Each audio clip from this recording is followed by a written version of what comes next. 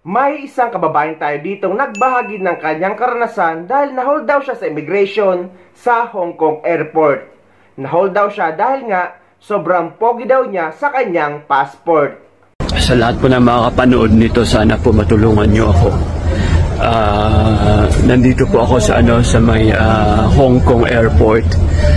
Na-hold po ako ng immigration. So sana po sa mga kababayan natin na makakapanood nito, sana po yun nga, humihingi po ako ng tulong kasi po ang issue po kasi, sorry po, may mga pulis na paparating. Pinayagan naman akong mag-video.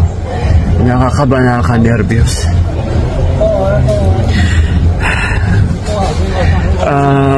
So na-hold po ako dito sa immigration kasi nung inabot ko po yung passport ko, sinasabi po ng immigration officer na fake passport daw po yung dala ko kasi iba yung mukha ko dun sa passport at iba din po sa personal.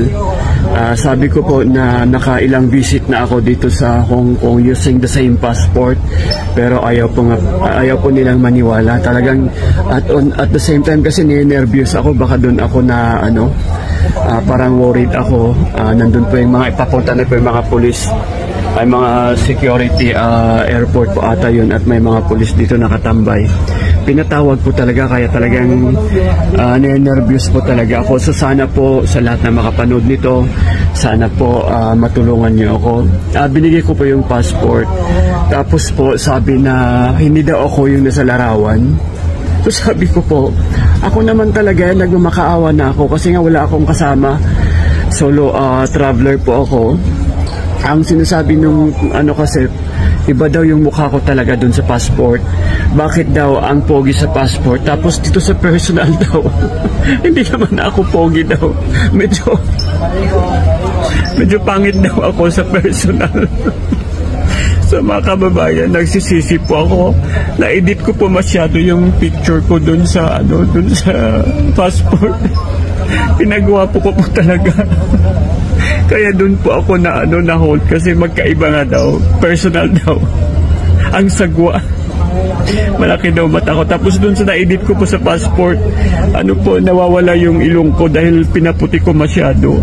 So, paalala sa mga kababayan ko na OFW at mga nagte-travel po, wag po kayong masyadong mag-edit ng mga pictures nyo. Kasi i-hold po kayo ng immigration kasi sabi na fake document. So yun lang. Sabi nila, pogi daw sa picture pero sa personal, ewan ko, sabi ng immigration officer. So sana po matulungan nyo ako. Ayan na po yung pulis, kukunin na ako. Ayon naman sa mga nag-comment, dahil nga ang content niya ay mga patawa at prank, ang kanyang video ay isa lang daw na prank, hindi ito totoo. Pero guys, etong isang video ay totoo at hindi prank. Isang babae ang naharang sa NAIA dahil daw nang hiram ng mukha sa kanyang passport. Hinarang ng Bureau of Immigration na isang 35 taong gulong na babaeng pasahero sa NAIA. Yan ay dahil sa hihinal ng paggamit ng hiram na mukha sa kanyang pasaporte o shared identity. Ayon sa BI, bibiyahe sana ang pasahero patungong Kota Kinabalu sa Malaysia para sana pakasalan ng kanyang partner sa isang Malaysian national nang maharang ito. Na-discover kasi sa kanyang pasaporte na mayroon itong 2020 Philippine Departure Stop na natuklasang peke.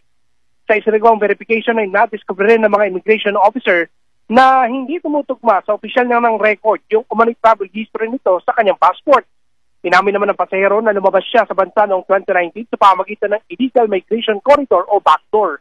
Bagaman tumunay naman ay ipinresenta nitong pasaporte at birth certificate, ay hindi naman ito tumugba ang kanyang facial image sa kanyang biometric record na nasa sistema ng immigration. Sinabi naman ni BI Commissioner Joel Anthony Diado na hindi ito ang unang beses na may naitala silang shared identificators na karaniwang unang ginagawa mga kababayan natin na bumibiyahe mula sa mga remote areas. Marami umano kasi ang nag-aakala pa rin sa ngayon na maaari nilang ipahiram ang kanilang pasaporte at mga personal documents para makabiyahe sa isang identity theft na paglabag sa ating batas. Actually guys, itong hiram mukha, palit pangalan, at minsan nga ay pagpapalit ng edad ay totoong nangyayari sa Pilipinas. Dahil marami ng mga kababayan tayo nakausap ko or nag-share tungkol dito dahil gusto na nilang ibalik sa dati nilang pangalan at mukha ang kanilang passport. Dahil nga sa Pilipinas, alam naman natin na money talks. Pero ngayon ay hirap na daw sila na maibalik ito sa dati dahil nga ang record sa immigration ay iba ang mukha, iba ang pangalan, at yung iba naman ay iba ang edad. Dahil kadalasan ginagawa ito ng ibang kababayan natin noong mga panahon na menor de edad pa sila at gusto nila makapagtrabaho sa ibang bansa.